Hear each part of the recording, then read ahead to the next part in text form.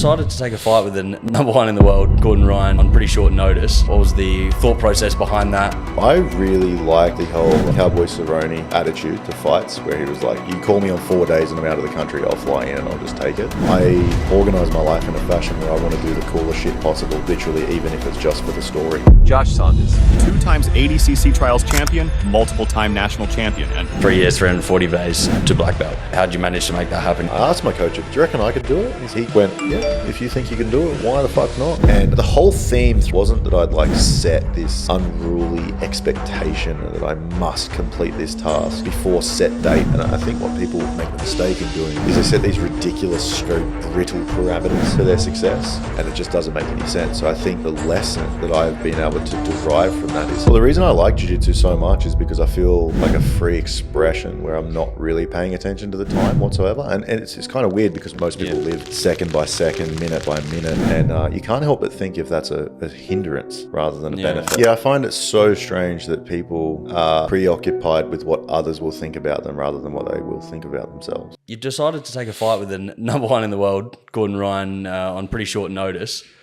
What was the thought process behind that? Whether it was most people would think 2 weeks not long enough to take a fight. What was your thought process behind that? I really liked the whole Cowboy Cerrone attitude to fights, where he was like, literally, if you call me on 4 days and I'm out of the country, I'll fly in and I'll just take it. And so it wasn't really a choice per se. It was more of a no-brainer, where I was just like, well, this is a huge opportunity. I'm obviously going to take this. We had some things where we had to dot some I's and cross some T's between our coaches, because we're kind of unofficially affiliated between ourselves and New Wave. And so we didn't want to have a point of contention where we thought that we'd be tarnishing a relationship of us going there in the future. They're always allowing us to go and train there, and their facilities an invite-only gym. So that's quite a good thing to have in your back pocket, especially traveling to America as frequently as we do. But yeah, to answer your question, it wasn't really that much of a choice. I mean, I organize my life in a fashion where I want to do the coolest shit possible, literally, even if it's just for the story. And so for me, thinking in the frame of what do I want to tell my kids, or what do I want to look back on when I'm 80, if I even make fucking 80, what do I want to look back on 80 and think, well, did I put myself in the best position possible to tell the coolest stories? Or did I shy away because of some potential unforeseen circumstance that I theorized in my own brain that didn't even exist, and then I regret it missing out? And so I'd fucking hate for the latter to be the reality. And so even if there is fears or doubts or insecurities or limiting beliefs or anything like that, I think it's more beneficial just to go fuck it and do it anyway, and then find out what happens, because you never know. You're never really going to know what the dish tastes like until you eat it. And so saying that you don't like it beforehand is kind of stupid. So just do it and find out. So what did you then prep-wise difference to what you would do in a local fight compared to, obviously that was over in Texas? Yeah, so obviously we had the parameters of trying to not get jet lagged, and so we didn't have a lot of time. And because they gave us 2 weeks notice, we didn't really have a time to pack up everything and fly out that day. So generally speaking, you want to allow for about 5 to 7 days of jet lag to dissipate before you start feeling pretty good. And so we didn't have that luxury this time. And so what we did, my coach, who's more autistic than me, devised... That's a common thing in jiu-jitsu, isn't it? Super common, super common. Devised an immaculate plan to stay on Sydney time. So essentially what I was doing is getting up at 2 o'clock in the afternoon, Texas time, going to sleep at 6 a.m., and then just staying on that Sydney time, which worked out perfectly because really there's nothing we were going to be doing in the day that would be different anyhow. Training was in an evening at Fight Factory with the Tackets around 7-ish, which pretty closely mimicked what would be equivalent to our morning session, roughly. And the match itself would also be roughly equivalent to a morning session. So my body was primed, ready to go. It was a little bit weird telling yourself that it was a different time. We set our watches to Sydney time and just ignored what the phone said. And so it was weird looking at the phone, looking at it and going 4 p.m. It feels like I've just gotten up, which I had, but just ignoring that. And it's kind of interesting for like a sort of philosophical concept, because we've invented time, obviously. And you can literally just tell yourself that it doesn't exist. I mean, it's a far out kind of retarded example, but obviously time is very convenient. Otherwise I wouldn't know when to meet you here and, that sort of thing. But to think that you could just not pay attention to it ever in that specific instance is actually part of a larger concept, but it's actually quite interesting to go through it where you genuinely are ignoring it. Most people live second by second, minute by minute, very structured, very organized. That's just like what we're talking about. These guys over the road doing their office meetings, they're probably on KPI per minute and they're just excruciating stuff. And you can't help but think if that's a hindrance rather than a benefit. Just being so acutely aware of every single second of every single day. Which is like an added stress that you're not actually kind of flowing with what's going on in and around you right now. I think a few people I've spoken with, like maybe more business worldy sort of thing though, saying this of like how you can kind of tap into what kind of work you feel like doing at that current time as well. Like there's no way they could be like, look, I'll be honest, I'm not feeling like this type of work is a good use of my energy levels right now. Whereas if someone was able to harness that a little bit better because they're not tapped so wholly and solely to 12:15 we have a meeting, you might actually get a lot more done. Well, the reason I like jiu-jitsu so much is because I feel like a free expression where I'm not really paying attention to the time whatsoever. And it's kind of weird because we time our rounds. But I don't ever look at the clock until that buzzer goes. I'm training fully. I'm completely there. I'm completely aware and I'm completely within that moment of what's going on at the time. And there's not really a whole lot of thinking that goes on, contrary to popular belief. In your experience, there would be because it's such a brand new concept, and it'd be like me trying to design an on-the-go studio. I would have to crunch a lot of numbers and do a lot of logic. Whereas you go, all right, I need these two things, these two things, these two things. It's going to go there. Pick an Airbnb that matches a correct amount of square footage that would make sense, and then bang, and then you could get in this room and go, oh, I see exactly how it's going to go. Yeah. Whereas me, I'd be fucking losing it because I'd be doing too much logic thinking and trying to figure everything out. And then there's a stress associated with that. And then obviously stress impairs your decision-making skills. And that's what most people get into the sport. They have that beginner sort of experience where they have no idea what the fuck's going on. They feel like they're in a washing machine. And they think, well, it has to be different at the top level. And it is, because we're not there consciously. We've trained our body in a way to be there unconsciously. And that means outside of time and everything else, and whether you're good at the sport or not, whether this is going to be beneficial or not, whether it's going to make you feel good or not. And I think more people should do a better job at getting themselves to a state where they can have something in their life like that, separate away from numbers and digits and KPIs and all this very left brainy sort of digitized thing. And like obviously the nightmare rectangle, the phone, does a good job at keeping us stuck in that sort of paradigm.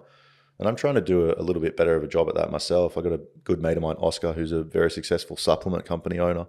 He'll be on the pod in a couple of days. Oh, you did reach out. Yeah, fantastic. And he had come to the understanding that he was doing that as well. He's like, he'd achieved all the things he wanted to achieve. He's got a massive company. He's got the fucking Lambo and everything else. And he was just like, it feels soullessness. There's just a weird, distinct, like metallic flavor encoding this experience. It doesn't really make a whole lot of sense as to why people even fucking go after this. And we're talking about it at length. We meet every Friday for weights, and we're talking about it at length. He goes, I just feel like there's something pulling me towards something else that's not progress oriented. It's not results focused, which much of his life has been, being a lawyer and then being a business owner and everything else. And he was like, I think I'm going to get back into art. Get back into drawing. And even after a hectic day of like 6 a.m. to 11 p.m., you send him a message. He's like, oh, sorry, I was just like 4 hours deep into my drawing. And I'm like, fuck.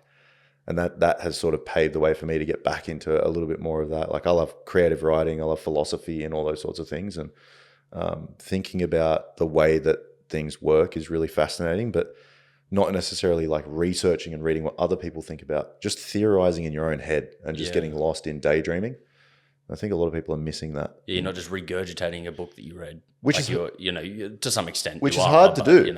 Which is hard to do because you want to sound smart. Yeah, and the only reason you want to sound smart is because evolutionarily it promotes you in the gene pool in terms of like dating and everything like that.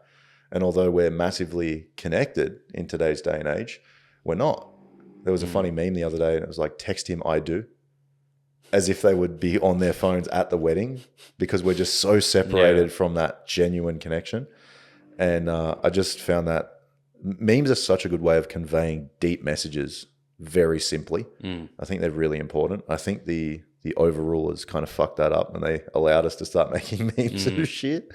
But yeah, it's very fascinating. I think that soulful expression when you're away from time and numbers and logic and all that sort of thing is something that's missing a lot. Whereas we didn't really need to have time for that back in the day. Maybe like 150 years ago, when you were a kid, you just got fucking bored. So you stared at the clouds for 3.5 hours and daydreamed and theorized what life would be like if I did this, this, and this, or what does that cloud look like? Or, things and elements like that where you're not focused on the result of what you're doing. You're not focused on what you're getting out of it. Like people only do things so they can get this. Yeah. It's fucking stupid because you're trading away your most precious resource, and it's trite and contrived that everybody says it. Your most precious resource is your attention and your time. And you're trading that away to get some other shit that you think that other people will be envious of you for. And the fact of the matter is they don't give a single fuck about what you're doing because they're just focused on themselves. We live in a very individualistic culture. So that really when you think about it, you're driving the dream car that you bought and you worked very hard to get, but you traded away a lot of experience to get that. And then you drive down the main street and no one turns their head. And you're like, fuck, why'd I put in all that effort? You get like the 14-year-old kid, and you're like, "That's not who I thought was going to turn their heads." Yeah, yeah. And I've had some experiences like that where I've had kids like walk up to my car and like, rev it, and obviously my partner's nephew, he loves going in it and all that stuff. And my cousins, my auntie's kids, she's got 5 boys. I can't fit them all in the car at once, but they take turns and we just do fucking mani laps and everything like that. And that's cool and everything, but it's definitely not what you anticipate. And so I think if you're trading away your most valuable in the hope that it's going to be something that you thought it was, just do away with the hope that you're something you thought it was and just do it because you want to do it. Yeah. And that way, whether you do or do not get the reward, you get rewarded intrinsically because you're doing what you want to do first. And that's so the rest of it doesn't matter anyway. Yeah, and you're generally going to come, like, the right things will come along the way as well. Yeah. Generally speaking, in that, like, you're not, because we still, money is a thing and all those. So someone will sit here and be like, "Oh, it's just nice for you to say that, but like I've got a mortgage, I've got a this, I've got a that, and whatever." It's like, sure, it's not denying that some of these things are facts, but it's like, are you going to sell your soul for the bigger house with do you need the pool? Do you need the this? Like, can you survive without those extra things that then really take away from who you are? I think it's just intention based, and my immediate rebuttal to people that are like that is that they've been so parasitized by the system, and it's really sad because they don't have any individuality left. They're just a talking point for everything that's going on, and they're addicted to the news and current things, and they're at the whim of every single emotion and every single craving, where if they feel horny, they've got to go have a wank. They feel somewhat uncomfortable, they've got to have a vape, and they just bang, bang, bang, and everything's reaction, reaction, reaction. And the main argument to that is, well, I've got bills too. The fuck's stopping me from doing that? Like, yeah, got a mortgage. Yeah. Like, what? Yeah, exactly. Do you think that people who are following a different path to you are not also subject to the same trivialities that you are? I have to eat too. I'm not one of these sun yogis that fucking feeds the sun into my anus to live off energy. You're not one of those, Mark. No. That's what we're going to be talking about today. Have I been doing it wrong? Yeah. I read periodically into that, and I was like, wow, the world is such a fucking fascinating place. Imagine like Google Earth or something when you're looking for a location one day, some dude just like parked it upstairs. Yep, ankles over the ears. You read something like that and you go, wow, there really is so many ways to do this whole thing. Yeah. And for me to have the presupposition that my way is inherently wrong, it's just so stupid because there's no right or wrong. In the totality of your existence. Obviously there's right or wrong. Don't kill people, don't be a dickhead. But in the totality of your entire existence, there's no wrong way to live it. So if you want to go be the guy that lives the 9 to 5 and does the job and gets the house and buys the white picket fence and has kids and buys a car and just fucks off into the sunset, go for it. By all means. Don't then conversely judge the other guy for doing the thing that you wanted to do but didn't have the balls to fucking ante up and do it. Yeah. And so like that's where I get to with the whole, oh, well, that must be nice. Someone said that to Jimmy Carr the other day, and this creates a big talking point, like a nutshell that gets cracked open like a babushka doll. You just keep pulling more and more and more out of it. And he goes, what do you mean that must be nice? And they're like, oh, well, you're a millionaire. That's easy for you to say. And he goes, how the fuck do you think that happened? Did I fall into comedy and just become a success? No. And Jimmy Carr is revered amongst his peers who actually know what they're talking about because they're in the industry as somebody who is a complete psychopathic workaholic. He does like 300 tours a year. Jesus Christ. Which is unfucking believable. I wonder how many flights he's bloody. Mate, it would be his Qantas frequent flyer points would be off the charts. They like bow down to him as he comes in. Can I buy my house in frequent flyers? Actually, yeah, you've got enough points. But yeah, so there's this weird paradoxical thing in society where you're envious of what they have, but you're forgetting about how they got it. Yeah. And so he wakes up every morning and does 10 hours of joke writing every single day and then does 300 tours a year. Wild. Do that for a week. Yeah, Do it done. for a week and tell me you're jealous of that guy.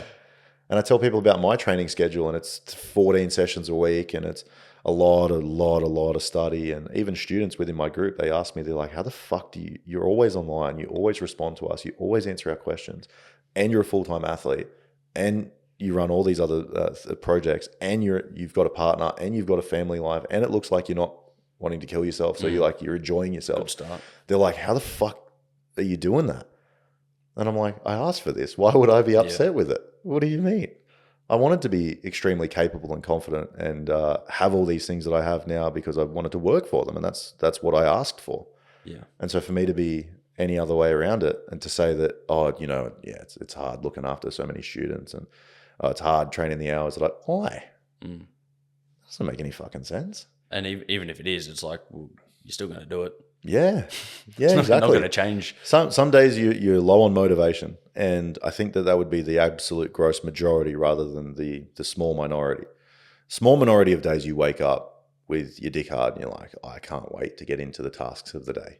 Yeah, and half the time they just start the first one, you're like, we're back now. Exactly. But the gross majority of the time you're waking up in mundanity. Yeah. And that's just something you have to reconcile and get used to because that's just the way that it is. And to think that your progress is contingent upon some extrapolated feeling that you're going to have that's your cutting edge or your lightning in a bottle is so stupid. I dealt with this a long time ago when I was teaching people how to get less fat, which is the worst career you could choose. And it taught me a lot of great things, and it taught me a lot about human psychology and about people. And they were like, I just didn't feel motivated to follow the diet today. And I was like, that's why you'll stay exactly where you are. And they're like, what do you mean? And so we went into this we wasted 20 minutes of their 60-minute personal training session where I could have been smashing them with burpees. And I think in some sense they knew that I would go off on tangents. Yes. They wouldn't have to do the work. And I was like, you're actually playing 4D chess here, you cheeky bastard. You've actually got me. Yeah, motherfucker. I like talking. And I said, you'll stay exactly where you are because that's the level that you've accepted. Because you're willing to say that just because an internal circumstance isn't occurring, you don't have to show up. And then I would always parrot it back to, if they had kids, it was a great example. It's like, how many days in a row have you woken up ready to be a parent? And they're like, fuck, maybe 3 in the last year, or excited to do so. And yet, how many days in a row has the work been done? How many days in a row have the kids been fed, bathed, taken to school, come home, fed, bathed, gone to sleep? And they're like, oh, well, 100% consistency. And I'm like, so why is this any different? And you see that paradigm break in their own head and they go, oh, actually I am capable of doing this. And those people that I got to that stage had the best results, kept the weight off. And it was purely a mental thing. It was nothing to do with their physicality because they're always waiting for something to come and save them. They're always waiting for the lemon detox diet or the fucking goji berry superfood or the man shake or any of that bullshit. Or they're always waiting for this crazy workout routine or they were always waiting for the motivation spike to come through. And I was like, you're going to be waiting forever. Yeah. Because you're perpetually in a state of needing something outside of you to get it done. And they were just like, oh. And then you tell them the kid analogy, and they're like, oh, fuck. Well, it's that simple. It's kind of the similar then, like the people that work the 9 to 5 as well. They much have that same sort of thing. Like somehow they always seem to get the work done because maybe it's that fear of losing the job or whatever it is. Like same thing. They're always getting the work done, yet when it's then in their control a little bit more, which that is still in their control to do said task or whatever it is. But, you know, when they don't have someone necessarily overseeing them, or in the case of the kid, like you kind of have to do it. It's your fucking kid. Then they let themselves slide. Yeah, I find it so strange that people are preoccupied with what others will think about them rather than what they will think about themselves. I find that so weird. Maybe it's the autism, and I dare say it would be a large part. But my sister's been commentative on this a lot through my existence. She goes, you know what your superpower is? And I'm like, no, what? She goes, you don't give a fuck about what anyone else thinks. And she's like, you'll literally say the most outlandish shit whenever and just have no concern for the repercussions. And I'm like, well, if I'm willing to say it, I'm willing to stand by it. And then if I'm not willing to stand by it, I won't say it. And so you know exactly where you stand. And that's really valuable for people. I had a altercation somewhat at a gym that I used to work at. And the guy came up to me all like sheepish and very timid. And he said something really crazy to me. And I was like, whoa. He basically, how do I explain this without giving away the story? He basically said, I didn't insert story. And I said, I didn't say you did. What are you talking about? And he goes, oh, such and such told me that you told them that this is what happened. And I was like, I said, mate, how long have you known me? And he's like, oh, like 3 years. And I was like, when was the last time you ever questioned what I told you as if it was a lie? Not to say that I haven't lied. It's very rare that I do. But that you didn't know where you stood your ground with me. And he goes, never. And I was like, why would that fucking change just in one little example? And he kind of like reconciled that and went, oh, maybe you didn't say it. And I'm like, I'm fucking telling you I didn't. I was like, what would I have to gain from that? Yeah. I couldn't think of a good reason. I couldn't think of a positive. I was like, let's run this example for a second. Let's try and figure out and theorize why I would actually say that. For what gain? And he goes, yeah, fuck, you're right. Sorry, man. I was like, see you later. Yeah. I got more fucking arms to do. I wonder where that then, I mean, you know, you've said in your case there that the autism might help there a little bit, and hence the jiu-jitsu success maybe also. Yeah. But I wonder where that real worry of other people's thoughts comes from. Like, because, you know, in general society, that is normal as per se. Like, you don't really meet that many people that you can't tell that they're not doing something to please others. Not purely doing it for the intention of themselves, or at least, you know, their loved ones. Yeah, Alan Watts has a really cool story about his mother. He came home from school and the teacher had told his mum that he was misbehaving, and she goes, that's not like you. And he goes, that's not like me. And it was a paradigm break even at a very young age, because he realized the trap of allowing people to tell you who you are. And so if they can say, oh, that's not you, then you're only, you must be anchored to their impression of you. And when you think about it logically, there are people on earth that think I'm the biggest cunt of all time, whether I've met them personally, whether they just know me on the internet, whether I had a negative interaction with them, whether they remember it or not. I'm sure there was a point 5 years ago where I pushed in front of someone at the line, at the bus stop, for some reason. I was in a rush, whatever. I'm sure anybody following my car thinks I drive like a fuckwit, because we all think each other drives like fuckwits, because that's not how I would do it. And you're like, well, settle down, cunt. Really? Come on. Because the car behind them saying the same thing to them. Exactly right. And it's all this weird little metal box jostling Tetris game where there's danger involved and there's speed involved and whatever else. And he was thinking about it. He's like, yeah, people do actually tell you what they think of you, and then you inform yourself of who you are based on what they're saying. But if the previous analogy is true as well, then you're always going to be subject to the whims of other individuals. You never actually figure out who you are, never actually find out who it is that you are saying when you say I. And you can go down a massive rabbit hole on this that I've been doing over the last 12 or so years. I'm completely fascinated with it. The truth is that you'll never actually know yourself, just like a knife can't cut itself, just like fire can't burn itself, just like an eye can never look in itself. Like the real fucked up thing is like you've never actually seen yourself. It's always a reflection. For me, I don't actually know that my head exists, because everything past my eye line right now is like, if I close my eyes, it's black. But I can't see around the back of my head. I don't even know that I have a back of the head. There's something else on yeah, there. yeah, there's some fucking weird growth back there or something like that. And so you think about that and you're like, wow, that is pretty ridiculous. And so you're contingent upon these people telling you that it exists. And so you're contingent upon these people telling you that you exist in a certain light to them. But it's only based on their perspective. It's only based on their history and their stories and their nuance and all those things. And so sure, if they're a valued asset and a really great friend and you value their opinion, that might be worthwhile. But where people get stuck with this all is where people throw away comments at them and they don't know anything about the person's life. They wouldn't take their advice, so they take their criticism.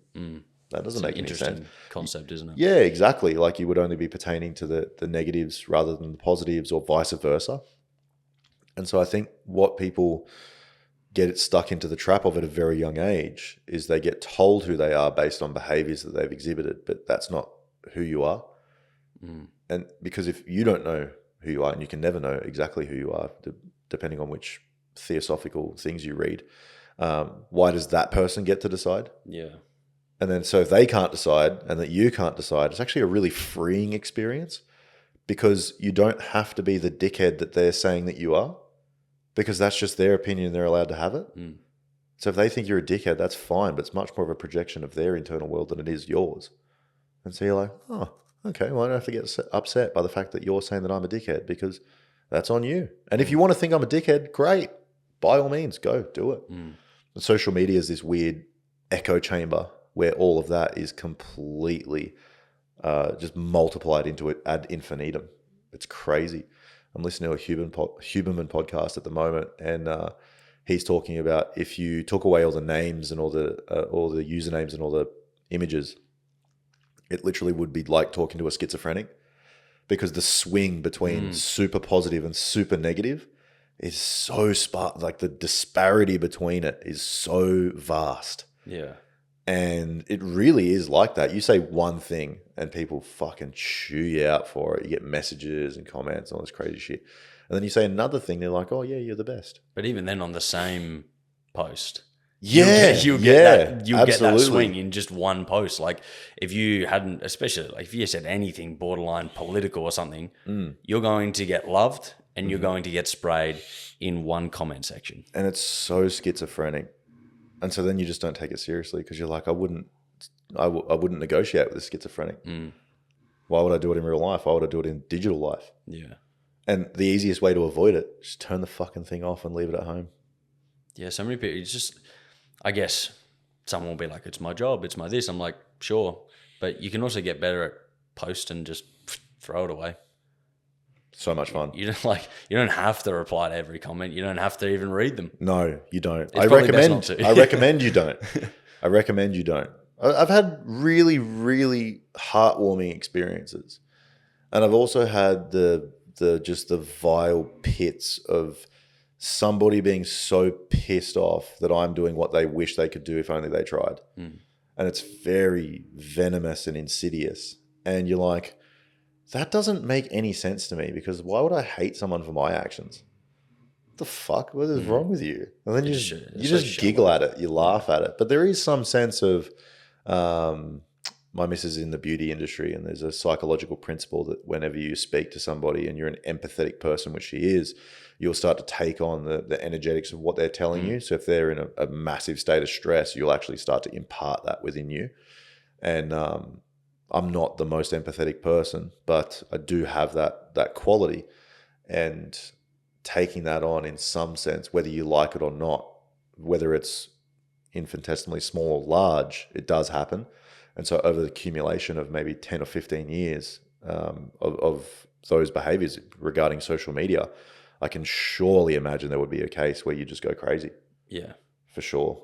Well, if you're trying to, especially if you trickle in that little bit of a people pleaser sort of thing. So you get one comment, you're like, oh, shit, I need to change. But then you get the comment that comes back and like, no, you're amazing, that's good. You're like, oh, no, I don't need to change. And then someone else picks something, and it's just a battleground of constant like, fuck, am I doing the right thing? Or am I the right person? Should I be doing this or that? And messy.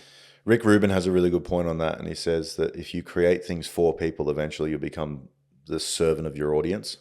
And It happens with bands. When bands are like unique and original right at the very beginning of their career, they get these like crazy diehard fans that would do anything to go see them.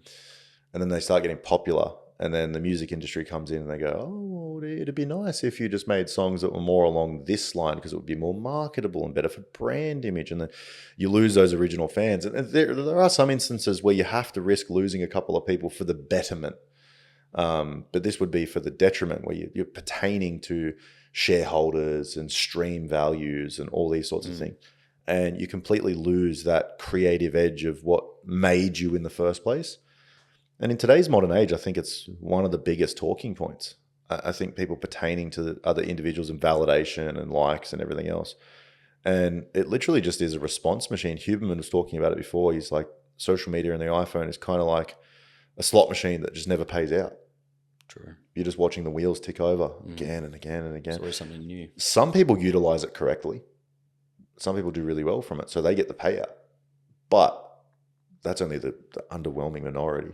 But it is really then, it is like the casino. Like it very much is like, in order for you to win, I guess, I mean, depending on the product you're selling and all those sort of things, sure, you can argue that, you know, if you change someone's life because of their health or whatever it is, you could argue that, I brought better to their life. But you've still generally, like if you have wanted to sell them a product, you've had them be glued to this screen. Therefore, you've played the house. You are the house in that context, that you've tried to trap them within this cycle of content to keep them on the rectangle. Yeah, I think it comes back to intention again.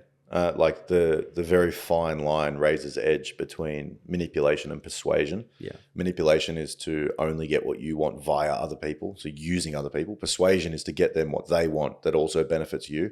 It's a very reciprocal nature, and it's actually quite good for like people like in sales. I always felt like I was being the manipulator, even though the thing that I was delivering was actually really good and beneficial, and that was something that I had to overcome. And as soon as I did that, the conversion rates went through the fucking roof. Yeah. Because you have this weird paradigm in your mind where you're like, oh, if I run ads, I'm just going to be seen as one of those ad guys and all that sort of stuff. And then you check yourself again. You're like, no, if I stand behind the thing that I've built because I know that it's important, I know that's going to help people, well, I'm going to have to cop a certain degree of that anyway. I had this one guy, he's a gym owner in Thailand, which is fucking ridiculous because you'd think from one business owner to another, you would understand the game a little bit. Anyway, he goes, oh, great, this guy won this competition. Now he can stop flooding my Instagram with ads. And I was like, what a wanker. I was like, what a proper dickhead. So I replied to him. I said, oh, sorry, mate, didn't realize we were targeting dickheads through the ad targeting service. I'll make sure to tell the team to turn it off. I was not happy about that. It'd be good if there was a little filter for that, like yeah. Karen setting or something. Yeah, like, don't flick them off. No, target them because they'll get mad. They'll interact with it and they'll just put the fucking their CPCs through the roof, and or the CPMs through the roof. And I think that would be quite funny. It could be pretty interesting at the end of the day. And back to your point as well of like finding out who you are. That's also when you're told at a younger age what is good and bad for easy context there. It's very much a singular system. Like, not to say the school system, everyone's got an opinion on it. It has its pros and its cons. School is arguably better than what, some parents would provide educating their kids for sure. But it is very much like, or how do you get examined? Well, it's by writing an answer on a piece of paper. And I've said this time and time again, if I was given the opportunity to talk my answers in an exam, I would have performed a lot better. Yeah. Even that small twist. Because what am I doing now? I've got a podcast. I can clearly talk. We've never met each other. Bang, we're on a couch talking. Easy. Piece of paper, I'm like, oh, fuck. Everything just disappears. Because I need that little bit extra. I need that maybe a little bit of rumble jumble, doesn't make sense for the first 10 seconds, and then bang, I find my flow and I get it. But, you get told that you got a C or whatever it was because you couldn't put pen on paper. Yeah, the guys at the gym give me some pushback for doing my show solo. And I can see how that's quite funny because it's just me interviewing myself. And if you know me personally, it suits me so well. Fuck, I would talk the legs off a chair. But the reason why it's important, first of all, is I think that I deliver a good message. Otherwise, I wouldn't be doing it. And I also wanted to challenge myself to do something for a minimum of 5 years and just not be contingent upon the outcomes of it at all. I don't have access to look at the views. I don't care. Yeah, I literally don't give a fuck. I don't give about how many subscribers there are. I don't plan on making any money on it. I'm never going to sponsor it. I don't care. I just want to do something for 5 years just for the fuck of it, because I enjoy it also. Yeah. But the secondary point of why I think it's important is because what you just alluded to is the way that we formulate ideas is through conversation, whether that's with yourself, through thought, or through outwardly speaking. You can speak to yourself in a mirror if you'd like to. Some people might call you crazy. Some people might call you enlightened. Who knows? Some people don't fucking matter. But to formulate the ideas in real world time with zero consequences, in terms of sounding a certain way or sounding right or sounding smart, is a really interesting challenge. And I think it's one of the best ways that you can formulate your thoughts, bar pen to paper. I think if you're going to take notes or journal or do something of that variety, I think pen to paper is really good. And there's a lot of research backing the fact that the physical manifestation of thought through pen is far substantive of that than keys, because keys, you could easily delete it quite quickly. So it's very ephemeral in its nature, meaning that your brain is also processing that information much, much faster, and there's less substance to it. Whereas if you're writing it in pen, you have to really think about the word that you're formulating as you write it, and you don't want to fuck it up. So you pay more attention, more carefully. The stroke and everything. Exactly right. Well, hopefully you don't have a stroke while you're writing, but pretty intense paper. You just do pay more attention generally. And I think that's what we're starting to see flow down consequences of kids these days that are growing up on iPads and iPhones and screens and everything else. They're not even using keys anymore. They're not even writing anymore. You ask a kid to write their name down, they're like, I don't fucking know how to do that, bro. It's terrifying. It's fucking dangerous. I don't like thinking about it very much, but yeah. You can easily put yourself in a place of where the world is going. It's not an ideal situation, I guess, because someone out there will be like, oh, well, you don't need to have that skill anymore because we have these things. It's like, I don't think it's necessarily even about need. It's because one skill isn't necessarily on its own either. Like being able to write, to your point, the writing is so much better for other things. It's like, just because you don't need to write because I can now type doesn't mean it doesn't have a flow-on effect of being very beneficial for other things. Yeah, exactly. I think people misrepresent the value of the skill by looking at it too binary and thinking, well, I'm never going to write things down on paper. Well, yeah, but what about clarifying your thoughts? That's a fucking super useful skill. And most people aren't getting the subsidiary benefit of that initial skill because they're no longer writing. Yeah. And it's not to say that you can't still clarify your thoughts without writing, but it is a scientifically proven way to be able to articulate yourself better. And so there's no harm, no foul. Yeah. And it definitely, anyone that's done it before, also, imagine sitting at nighttime journaling about your day and you've just blinded yourself by an iPad screen. Arguably not a great idea. No. Bye-bye circadian rhythm. Yeah, so at least even pen and paper in that sense. There you go, tick. We've got a massive benefit there as well. Heaps of uses. Yeah. So back to the jiu-jitsu. So you posted the other day now you've achieved the black belt. So in 7 months, blue belt, 19 to purple, 23 to brown, 3 years, 340 days to black belt. Now, I may not be I don't have a large knowledge base of jiu-jitsu, but even for someone that doesn't, that sounds like a very quick time frame compared to what people would have kind of told you was possible early days. How'd you manage to make that happen in that time frame? Steroids. And autism. Speed running. Speed running Halo on legendary mode. So the original story that was attached to that post is that my first coach, Severino, he big Cook Island guy, super happy, super friendly. Looks like he'd be knocking on your door to help you move house. Just real lovely guy. And we'd happened upon another famous Australian guy who got his black belt in 4 years, Mr. Kit Dale.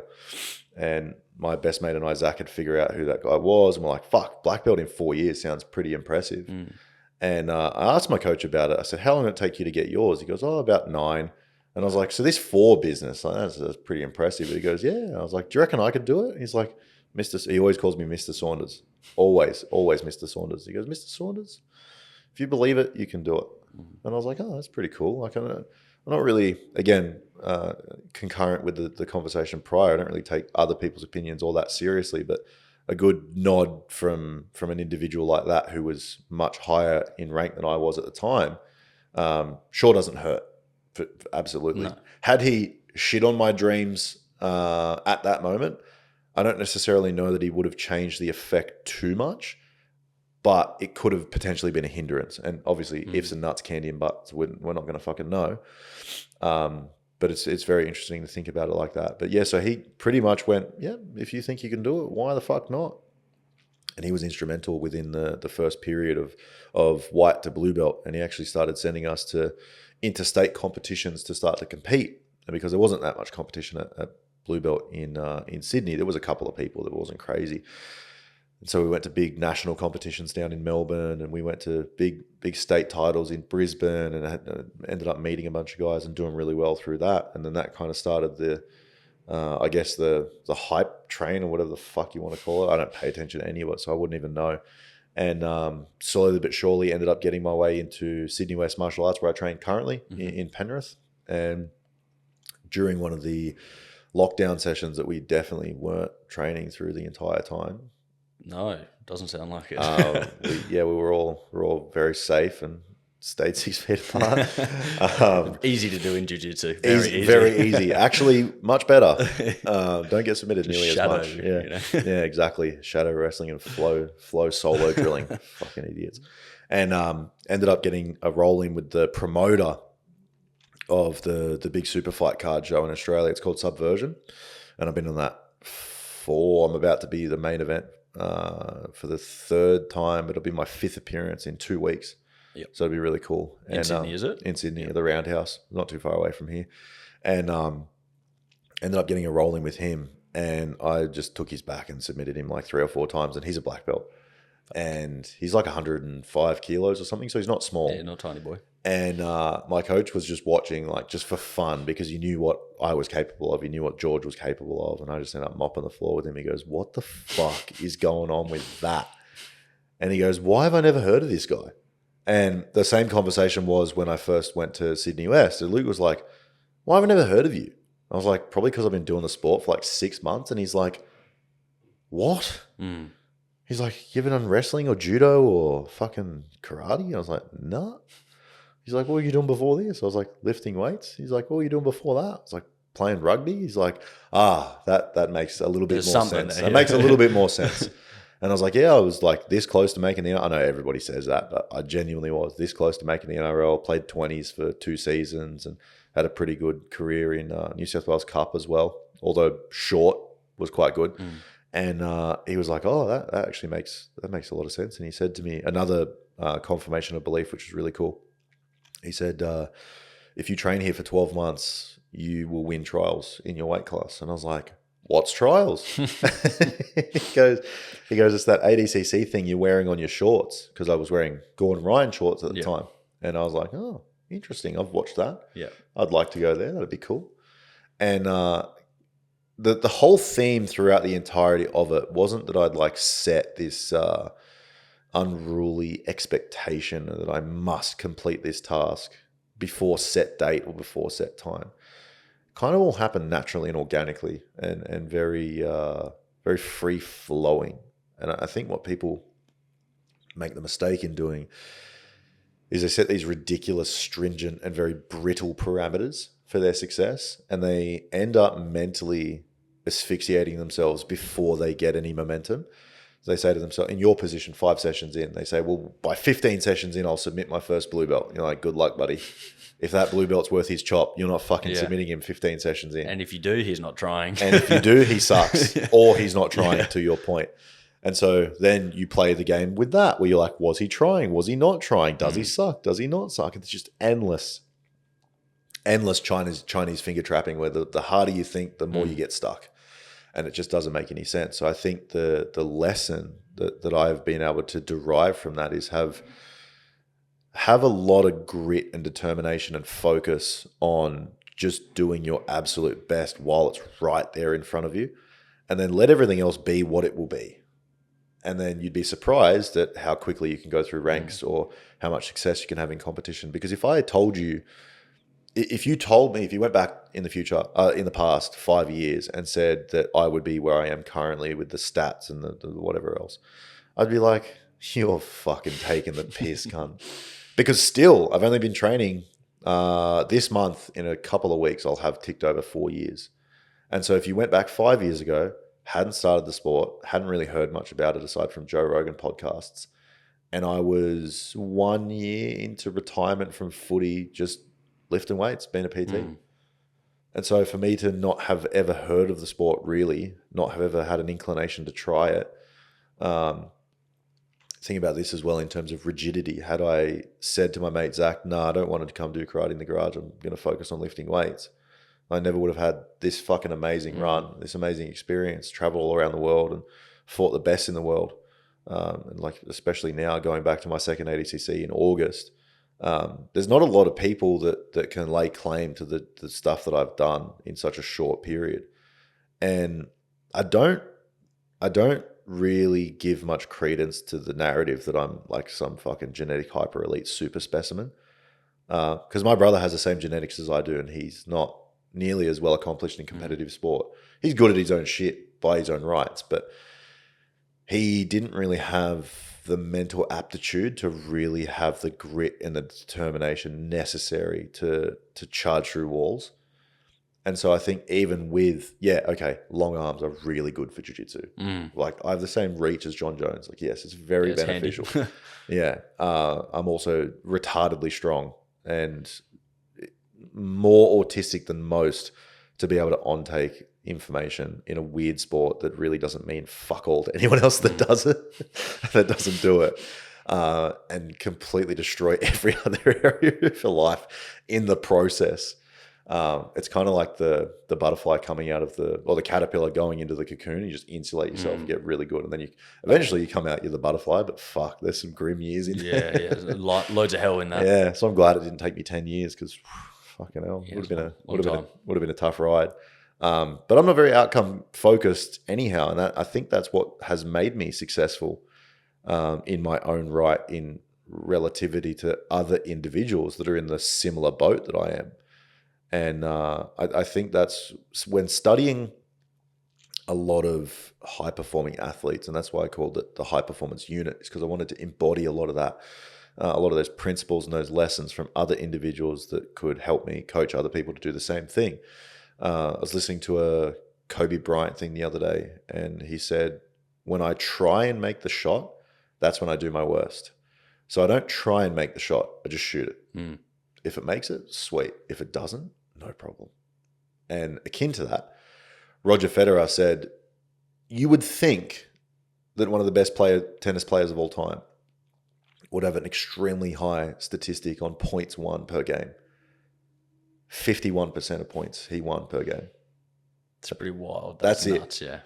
Just above half. And he is the most elite of the elite. It's pretty much him, the Joker. And I say the Joker, but I think I'm actually fucking that up because I think it's the basketball guy. They do call Djokovic the Joker. Do they? I don't actually know. I'm pretty sure they do. I second guessed myself a few times because I know Nikola Jokic, they call him the Joker in the NBA. And Djokovic, I'm not sure, because they're both Serbian. Yeah. And they both don't give a fuck. Nikola Jokic is actually really funny. They're like, oh my God, you won your first championship. How does it feel? He goes, yeah, fine. He's a fucking unit. It's like, it's okay. But to that same point, Federer was like, I won the majority of the games that I was in, but I only won 51% of the points. And so each point is so important while you're playing it, but as soon as it's gone, it no longer exists. Yeah. And I'm like, wow, that's really cool as a concept. It's just, I know everybody gets into the woo-woo, airy-fairy, Bondi yoga fucking idiots, but there's like, be in the present moment. Like, no, it legitimately does have foundations within high-level performers, whether it's in business or athletics or any field you can think of. And your ability to remain present amidst stress, amidst fear, amidst anxiety, or any of these things is so important for performance. And I think that's something that I do particularly well. Everybody had commentary for the fact that, not everybody, half the people on Instagram were really happy that I lost to God, and half the people on Instagram were like, wow, you looked really calm and composed and really relaxed. And I was like, yeah, that's because I was. And that's something you have to foster. That's something you have to build. That's a skill that you can work on, just like an armbar, just like a half guard pass. And I think that's what sort of sets me apart against the majority of my peers in competitive jiu-jitsu, is that I've just focused on that so much more than the majority of other people. And it was cool to be around some of the biggest names in the sport also, because I'm not in their heads, but Tynan Dalpra and Diego Pato from AOJ were in my corner warming up. And they looked to be doing similar things that I was doing. Yep. And they look to be in a similar frame of mind, where you're calm and collected. You're not in a state of complete relaxation where you would feel like you were having a nap, although they were at the beginning of the warm-up. But this is like 2-3 hours outside of a match. So very common to see that happening. And they definitely weren't pacing around frantically in some sort of anxious state. So you're in this like relaxed receptivity for everything that's going on. And when you speak to athletes of all varieties, all different sports, at all different levels, when they're successful, whether they're amateur or pro or anything like that, it is that calm receptiveness to all the stimulus that is going on. And they're not stressed, they're not brittle, they're not, it's the whole be like water Bruce Lee sort of analogy. Very accepting of the situation around them. Yeah, it's responsive rather than reactionary. And this was something I struggled to do in league, because I was always focused upon the stats at the end of the game. Because if I had good stats, it would make me feel good. If I had bad stats, it would make me feel bad. And in some ways, I paralyzed myself on the field, which led to shit performances, because I tried to just focus on the numbers. And if you had a game where you had 8 runs for 80 meters, like run per meter, 10 meters is actually pretty good. But if they were all sloppy and your play the ball speed was much slower and you didn't really make an impact, it didn't matter. Whereas if you had 5 runs or 15 runs for 50 meters, but they were all impactful, they set up the next play, you were part of the team, all that sort of stuff. Moral of the story is that the numbers lie. And so I was basing my performance off a lie, off an interpretation of a number that didn't fucking matter.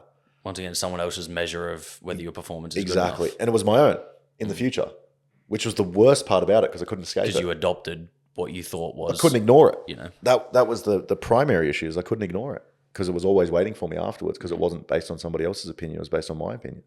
And I'd literally end up finishing a game and fucking go and refresh the page to see if it would come up or not.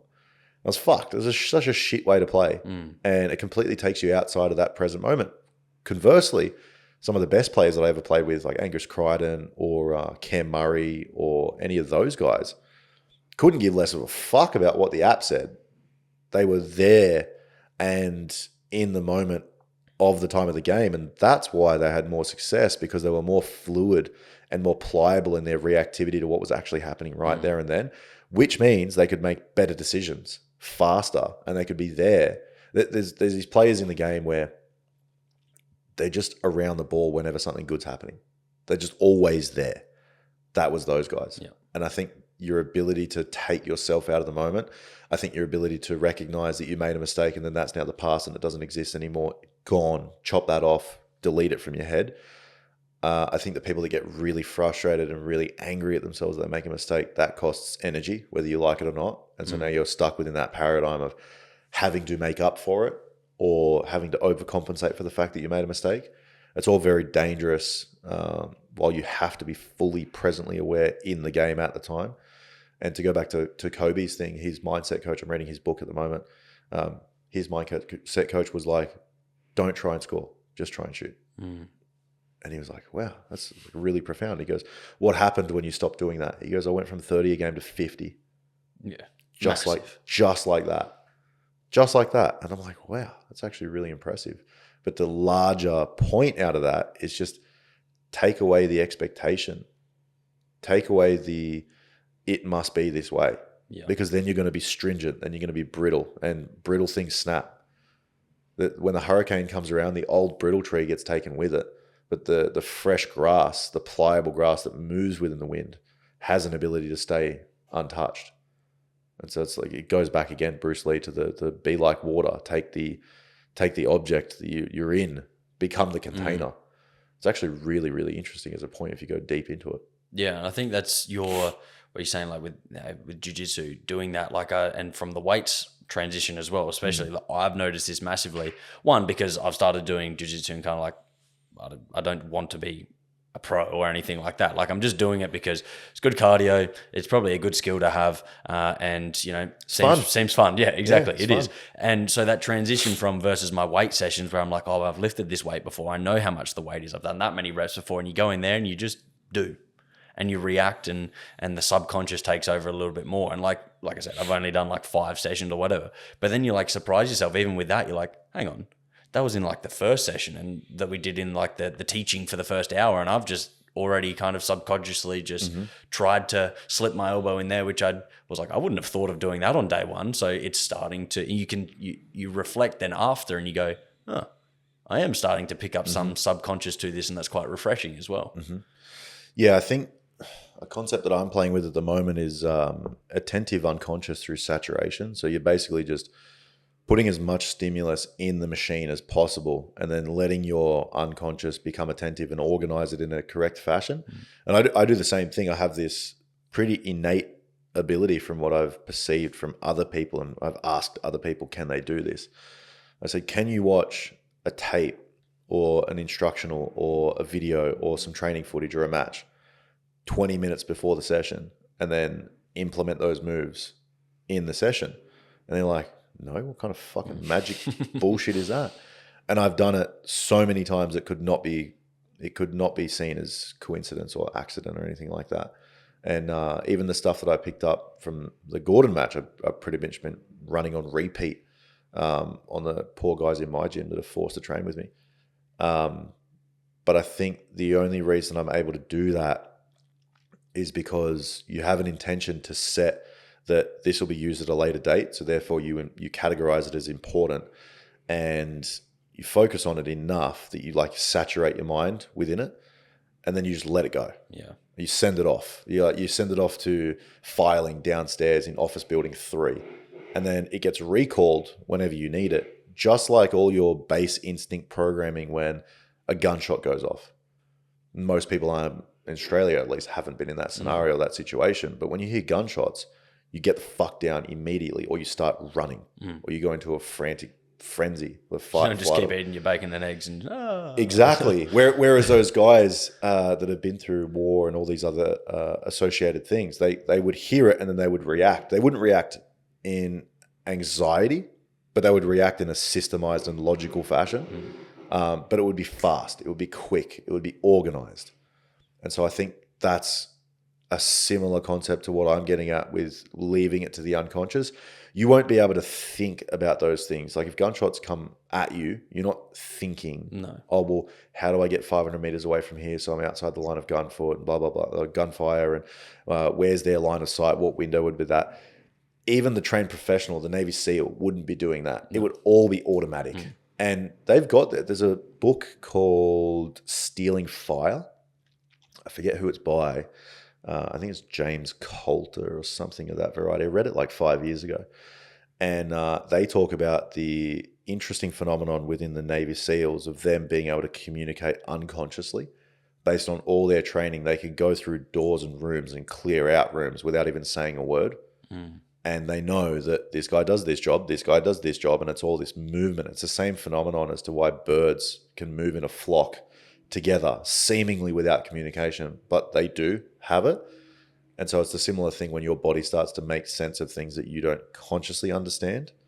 And I think trying to tap into that and put yourself in environments where you're thinking about it like that, or rather lack thereof thinking about it like that, and just allowing things to come up. Yeah, for the first 6 months to 12 months to 5 years of your training, you're not going to be the best at that. And you're going to fucking suck balls in some instances, in some positions. But the way that you get there, I believe, faster is allowing some of that to be coded in.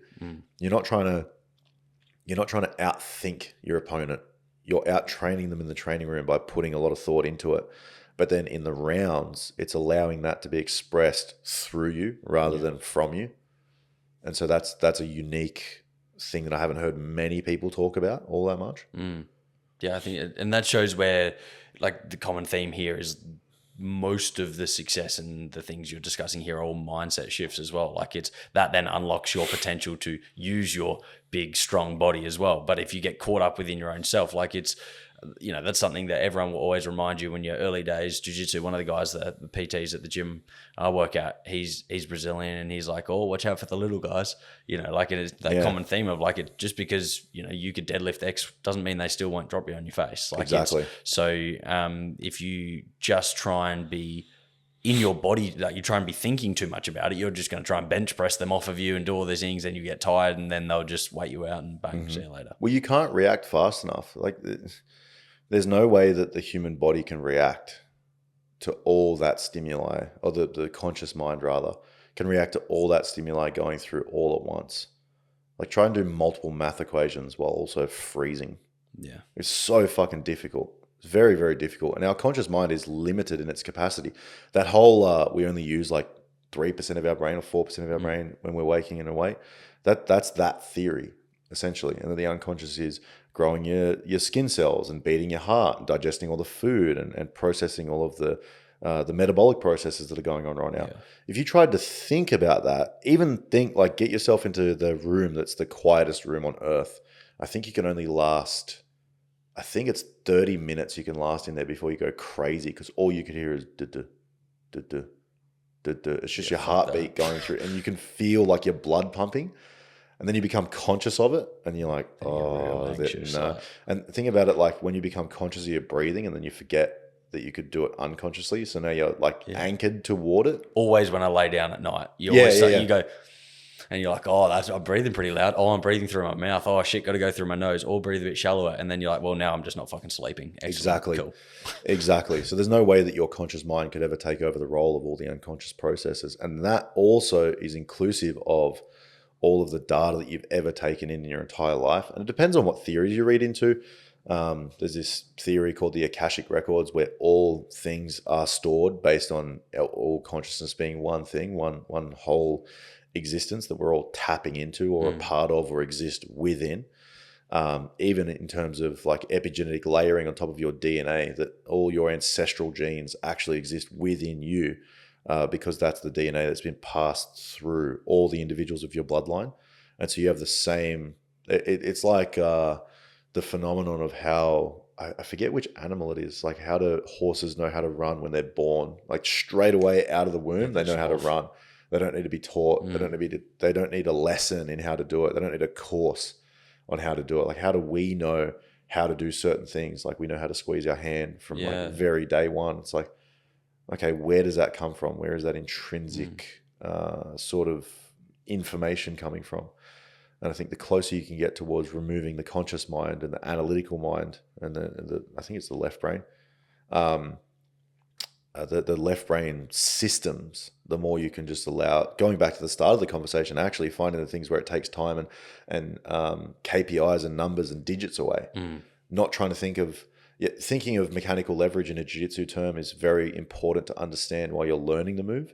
But in its application, you're not thinking, oh, I've got to get their elbow there. You should do it enough times to saturate yourself to realize that that's the correct way to do it, and that you will have a somatic and kinesthetic awareness and understanding and awareness to be able to produce that in a live round where there is pressure, fatigue, and everything else. But that's the idea of patterning your unconscious enough so that it automatically feeds towards that, rather than, oh, what should I do here? Oh, it's gone. It's too late. I guess it's like reps times time equals subconscious to some extent. Then, like, it's because you could, time may be shorter, but with that you would have done more reps, or less reps over a long period of time will get you there as well. It's quality of repetitions, just exactly the same way it is in the gym. Like, if you bench press like shit, doesn't matter how many reps you're doing, you're going to continue to bench press like shit. You always have a theoretical max based on the leverage of the technique that you've adopted.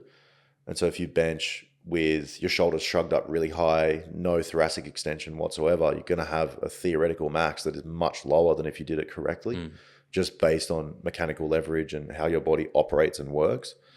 And so it's the same thing with jiu-jitsu, really. Like if you have poor quality reps, I was speaking to my students about this week, if you go into training and you're only doing the drilling just to get it over and done with so you can train, which is the fun part, then training's not going to be fun. No. Because you're going to suck, and doing things that suck aren't fun. And there's a certain amount of like Goggins fucking who's going to carry the boats people are like, yeah, you got to do the things that suck. I don't disagree in totality, but why do you have to do it on suck mode if you could just figure out another way to do it that is infinitely better? But there can be a level of enjoyment to it. Yeah. Like it doesn't have to be shit. Yeah. And I think it's a Maxwell Maltz concept. He wrote the book Psycho-Cybernetics. He was talking about practice doesn't make perfect. It's perfect practice that makes perfect. Yeah. And he talks about intentionality behind what you're actually doing. And the way that I start my sessions now is that I have this presupposition before the session even starts that I'll do the most beautiful, technically proficient, least attribute-based movements in my session today. And then when I catch myself trying to force something that's not there, I will immediately regress back to that intention. And the myriad of benefits that I've had on the back end of that is I'm not sore after sessions ever for any reason. I don't have muscular pain. My recovery is through the fucking roof because I'm not exerting as much energy. I can roll for 10 times longer. My sessions are way more fun creatively because I'm putting myself into this sort of state where I'm just purely reacting to everything that's going on. Not necessarily that I only become, there's a false understanding of the counterpuncher, and I'm not the resource that you should go to on striking, but the way that I understand it is the counterpuncher is always viewed by the layman as somebody who's purely reactionary and they're not generative at all. And that's fundamentally incorrect, because what they're seeing is that person A throws a punch, counterpuncher will then capitalize off that. But they're not seeing why he made them throw the first punch in the first place. He gives them an understanding that that would be a good idea, already knowing that he could capitalize off the mistake of him taking the bait. So it's not that he's leading the dance is the idea of it. And most people don't have that fundamental understanding. And jiu-jitsu is very much like that, but it's less obvious to the layman because you can't see it. You can't see how much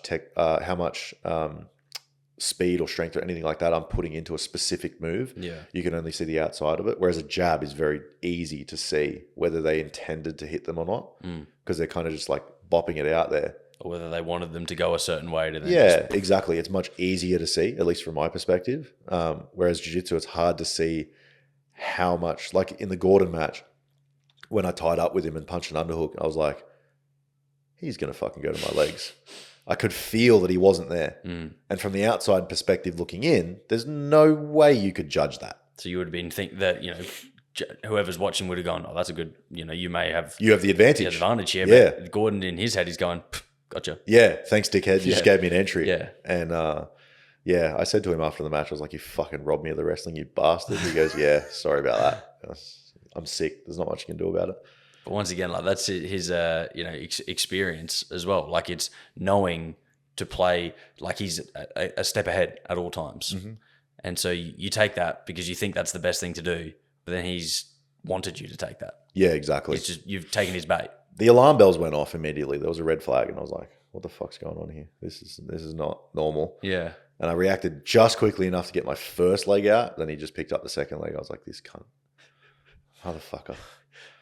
So what's the difference then between, so you've mentioned ADCC, and then so that was Who's Number One? Who's Number One, and then now there's and then Craig Jones is going crazy with the Craig Jones Invitational. What's the difference between like all these different?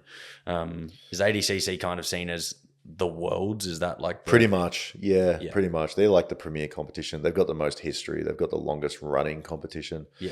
The difference between like Who's Number One and a tournament is that they're a super fight card, so they just match people up against each other. Essentially the same thing as a UFC. Okay. So they have matchmakers, they have promoters, they get people's names on lists. They go, what do people want to see? Put those two people together, make them fight. Yep. Pick weight classes, everything else. Whereas there's another delineation between IBJJF as well, where IBJJF is weight class based in a tournament fashion. The only barrier to entry is whether you pay and attend. That's it. So you could pay your registration fee and then get there, and then anybody can compete within your belt color and within your weight. ADCC is different. The reason why the whole Olympics of grappling thing kind of started is that it's like biannually. It's not every year. So it's less diluted for champions as the Olympics is, but also that you have to qualify to make it as you do in the Olympics. Yep. So you have to win trials in your region, of which there is 2 per year, most years, outside extenuating circumstances of trashy fucking visas agreements between countries and all this other heinous shit that has happened, and COVID. The first year that I won in 2022 was, well, we only had 1 trials, and it was like 2 months out from the actual event because we couldn't even get the referees in the country. Bloody hell. Because Australia was literally had like a no open border policy. True. And they're like, we don't give a fuck where you're from. You're not coming in. Yeah, they went hard. Yeah. And it actually worked into my favor because I had another 3 or 4 months of training. Yeah. And because I was so fresh in the game at that point, that was invaluable. Yeah, that's crucial. And so it was really good. So it ended up working out great for me. Probably really poorly for the rest of my competition because they were like, fuck, I could have got him when he was fresh.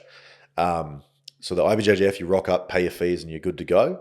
ADCC, you got to win your trials in your region. So Asia and Oceania is our region. So you got countries like Kazakhstan, you got countries like Japan, all throughout Southeast Asia, like Thailand, Philippines, Singapore, Australia, New Zealand.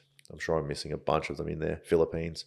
And then you've got Africa and Europe in their own little cluster. And then you've got North America in their own cluster, and then South America. There's 4 different regions, 2 trials for each region, 8 trials combined. There are 16 individuals per division. Divisions go from 66 all the way to 99 in 11 kilo increments. So 66, 77, 88, 99, 99 plus. And then there's an absolute division as well. The absolute division is the cool one because it's basically like the gladiatorial fighting of where doesn't matter what belt you are, doesn't matter what skill you are, doesn't matter what weight you are. If you're good, you're good. So you could weigh 88 and be versing a monster. Yeah, well, the first round of last year's, or not last year's, the previous edition of ADCC's absolute division was Victor Hugo versus Fabricio Andre. And Victor Hugo's my size, and Fabricio Andre is 5'4", 66 kegs, maybe, max. He's jacked. He's very unassuming in his physical capabilities because he's fucking strong. Yeah. But he's just a tiny, tiny little individual. And so he versed somebody my size in the first round. Didn't go well. He didn't get submitted, which is crazy. But yeah, just obvious advantage with being double their body weight. Kind of helps. Yeah, exactly. My teammate Curtis thinks that all my victories come from the fact that I'm fucking double body weight on everyone. And I was like, listen, motherfucker, I've beat just as many people that are heavier or the same weight that I have. It literally makes no difference. But yeah, so then the CJI thing is a invitational only, kind of like EBI.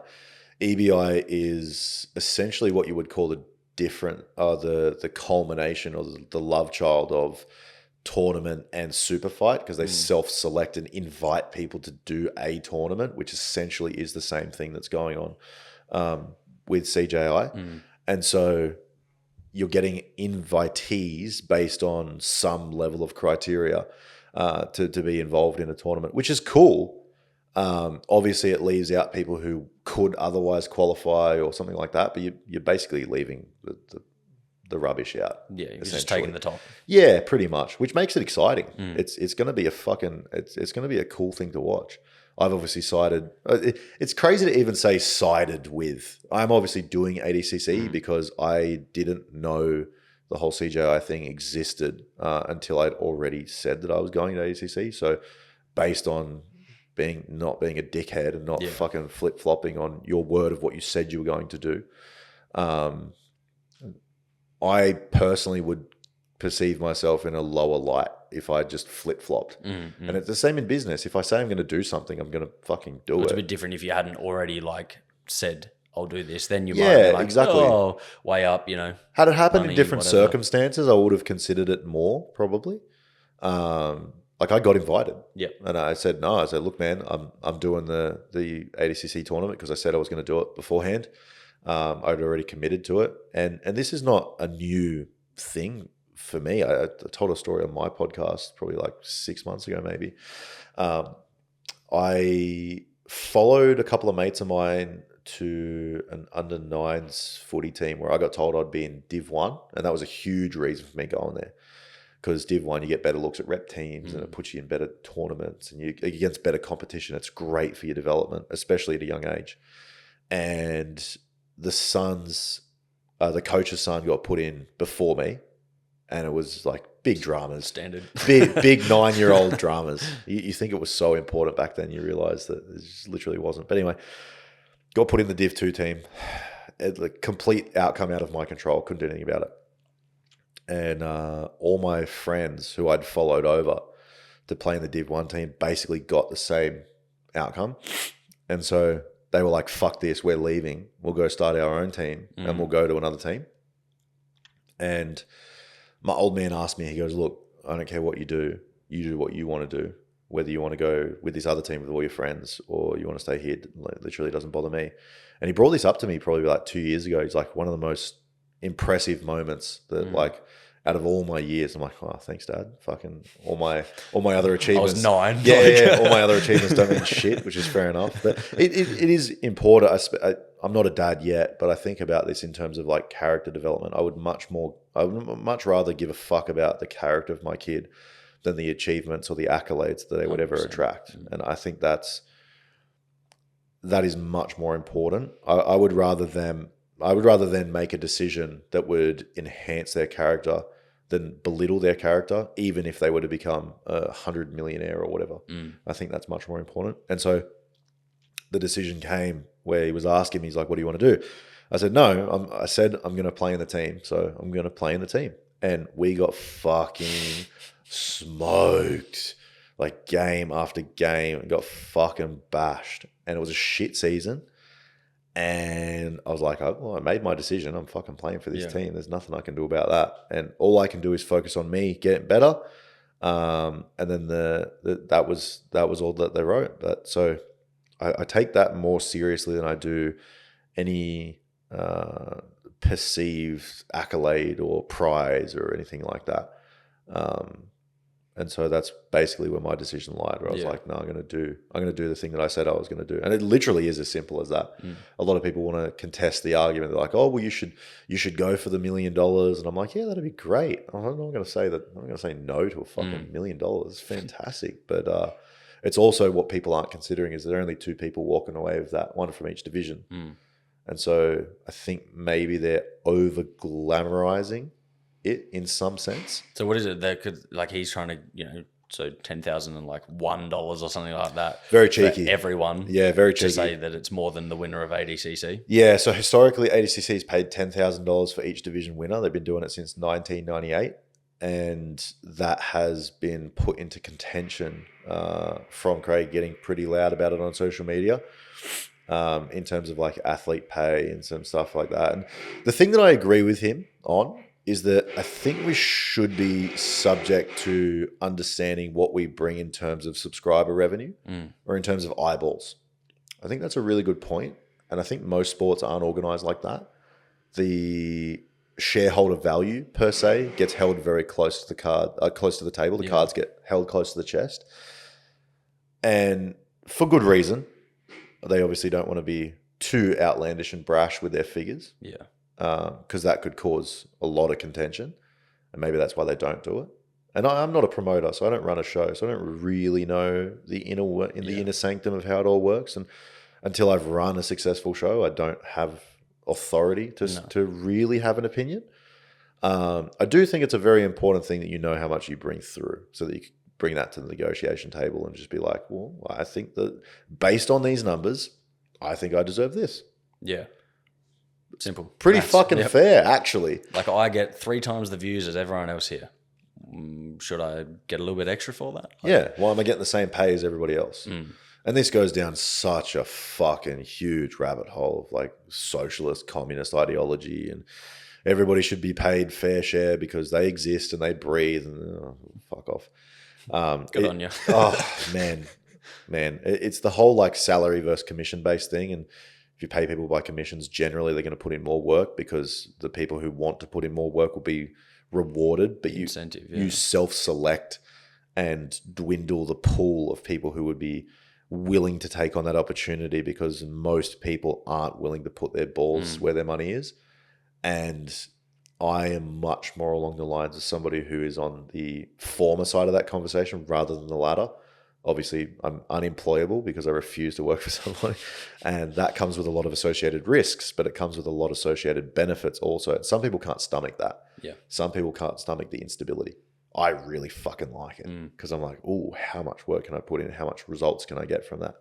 And so mildly away from the whole ADCC conversation, I think what people are, what some individuals are looking at it like is, well, we deserve this. We deserve our fair share. And although that may be true, in some senses it also isn't, because based on what, we don't know what the numbers are. We don't know what the streaming views are and all those sorts of things. So it's kind of hard to quantify. And to Craig's point, which I agree with, it would be easier to quantify if they just told us. Yeah. So I'm not in disagreement with that at all. I wonder whether like it's, I mean, it doesn't sound like it's the case from what like he says at least, but like it's, some people may also be like, yeah, tell me what I bring in. They'll be like, oh, fuck. Yeah. I don't bring in anything, so I'm walking away with nothing. Yeah. Like, and so that's the bell curve, right? That's the inverted U. You got some people on the end who are getting more than fairly compensated, and you got some people on the other end who aren't. And that could really shake the boat a lot. And look, obviously with a super fight card, you're going to be getting people that are a draw. You don't want to be putting on stink matches that no one cares about. But in terms of the economics of the business side of things, I can understand partly why they don't share it. But in terms of the athletes, I would probably prefer that they do. Yeah. I'm not going to say no to a super fight just because they don't. But I could understand both sides of the coin and understand the point around that. But at the end of the day, people are going to do what the fuck they want to do. If they want to go take a shot at $1 million and they want to go do that, by all means, go do whatever you fucking need to. If you don't want to do that, you want to stick by either an original choice or you weren't invited. There's a lot of people that weren't invited. There's a lot of 66 kilo guys that either weren't invited or didn't see themselves having an opportunity to win because of the large weight jump. So then those guys were like, well, I'm not going to go switch over there. I'm going to be versing people who are cutting from 95 kilos down to 80. Yeah, it's not going to work. I'm going to get fucking smoked. Fuck that. And then same thing for a lot of the women as well. There's only a super fight, I think, between Fionn and Mackenzie Dern. And so the women didn't have much of a choice either.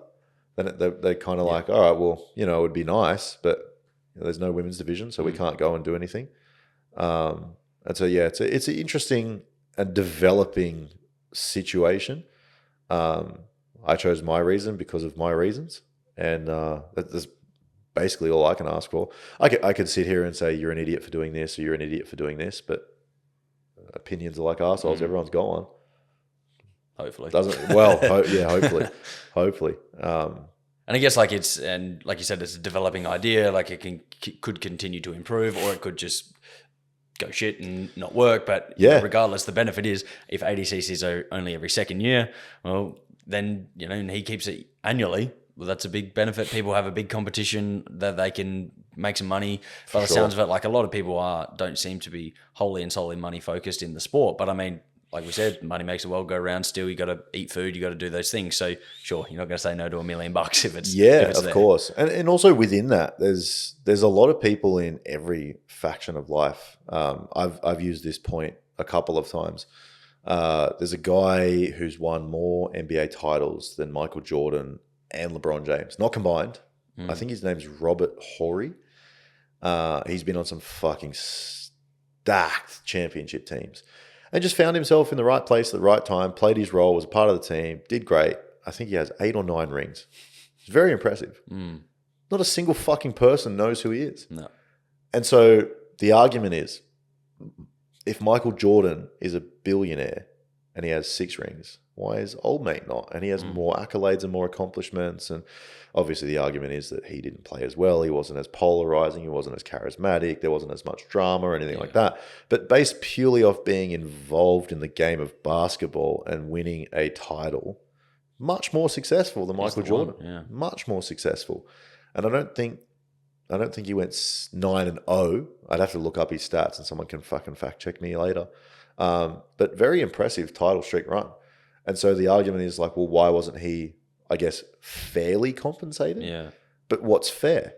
Because Michael Jordan had the personality, he had the cojones to tell Converse to fuck off because he wanted to do his own thing. And then Nike went, this is a shoo-in for sure. Thank you. Thing. Yeah, same thing with LeBron telling Reebok, no thank you to, what was it? It was like $2 million or something up front where he easily could have said yes. And you hear these stories all the time. And again, this goes back to the testament of character versus accolades and achievement. Steph Curry went to a meeting with a huge shoe company, ended up signing with Under Armour instead, which were not big at the time. And then he took personal equity in the company. So he's like, because he just took it to another level. Fucking genius. He thought long term as well. Like if he thought, I want my paycheck right now. Exactly. Well, then he would have had a couple mil, but now he's got a lot more than that. Hundreds of millions. And he ended up not going, I believe it was Nike. I'm pretty sure I've heard the story correctly. It was Nike, and he went to Under Armour instead because they said Stephen Curry or something, like not Stephen. Oh, okay. And he pronounced... You don't even know who I am. They pronounced his name incorrectly. He took it personally. He was like, go fuck yourself. Absolutely no way I'm going to be part of this system of numbers of individuals that you're sponsoring. Athlete 245. Exactly right. And whether that was their original intent, like, fuck, man, say the cunt's name right. It's really not that hard if you don't know how to pronounce it. He probably got fired the next day, though. Probably. Right? Probably. That's like that guy that told James Packer he can't come into his own casino because he was wearing tracksuit pants. It was a security guard. Bye-bye. And you're like, dude, fucking idiot. And everyone was like, well, how is he meant to know? Blah, blah, blah. It's like, he owns the casino. How do you not know who he is? Yeah. It's like, come on. Seriously. I think it's the same. Well, it's like Kawhi Leonard, signs with New Balance. Yeah. Like, sure, New Balance is a cool brand now. People seem to want to wear it now. They definitely fucking didn't. It was only those white dad shoes that were going around in circulation for a long time. The Chester Molester 7s. I worked at a retail store in New Balance, and tell me, the specimens that came in for those were interesting. Oh, my coach is one of them. Oh, excellent. Yeah, loves New Balance dad shoes. Nice, comfortable. Yeah, he goes, oh, they're so comfortable. And I'm like, they're going to end you up on a list. You're not going to be able to pick the kids up from school. Yeah, you're done. Yeah. And it's purely for having shoes. That's literally. All it is. Yeah, exactly. No, that's funny. All right, well, I might wrap things up there. I really appreciate your time. I'm sure you've got to get on with another session later in the day there. So I do. Thank you very much for your time, Josh. Appreciate it. Thanks for having me.